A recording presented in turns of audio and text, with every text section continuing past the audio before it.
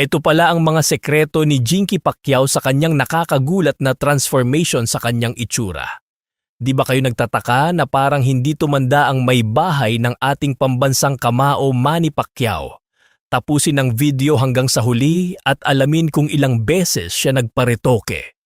Si Jinky Pacquiao o Maria Geraldine Capena Hamora Pacquiao ay ipinanganak noong Enero 2, 1979 sa General Santos City. Isa siyang simpleng probinsyana na hindi naman ipinanganak sa marangyang pamilya.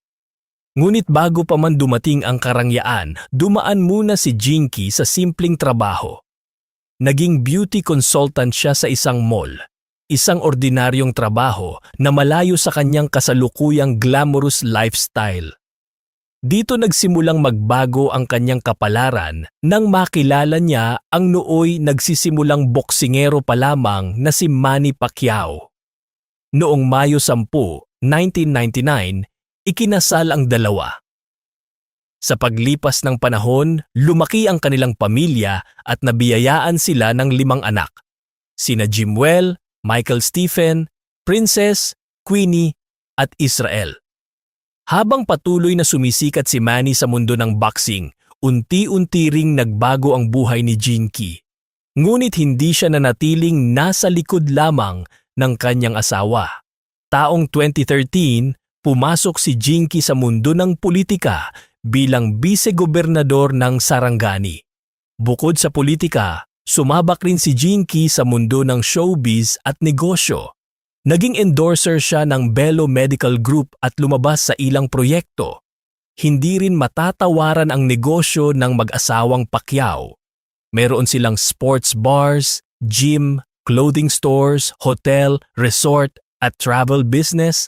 Nag-invest din sila sa international sports media company na won championship sa Singapore. Dahil dito, nakapagpatayo sila ng mga marangyang bahay tulad ng Jensen White House, Laguna Mansion, Los Angeles Home sa California at Beverly Hills Mansion sa United States. Ngunit bukod sa yaman, kapansin-pansin rin ang malaking pagbabago sa itsura ni Jinky sa paglipas ng panahon. Hindi rin itinanggi ni Jinky ang kanyang mga cosmetic procedures. Ayon sa kanya, sumailalim siya sa full body liposuction matapos isilang ang kanyang 3 anak upang maibalik ang kanyang kumpiyansa sa sarili. Bukod dito, nagkaroon din siya ng ilang facial enhancements tulad ng eyelid procedure, fillers sa cheeks at laugh lines, at botox upang mas mapaganda ang kanyang features. Gumagamit rin siya ng high-tech skin tightening procedures tulad ng Thermage FLX, Ultera at Vivace upang mapanatili ang kanyang kabataan at makinis na balat. Para kay Jinky, hindi ito tungkol sa pagiging perpekto, kundi bahagi ng self-love at pag-aalaga sa sarili. Sinamahan niya ito ng healthy lifestyle, tamang pagkain at regular na ehersisyo.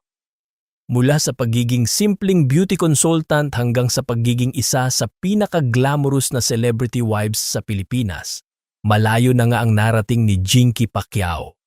Ngunit sa likod ng lahat ng karangyaan, nananatiling tanong ng marami, gaano kalaki ang papel ni Manny sa kanyang tagumpay at gaano kalaki ang sariling ambag ni Jinky sa buhay na tinatamasa nila ngayon?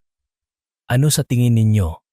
Nagbago lang ba ang kanyang anyo o pati na rin ang kanyang pagkatao? Mag-comment lang sa ating comment section at mag-subscribe sa ating channel.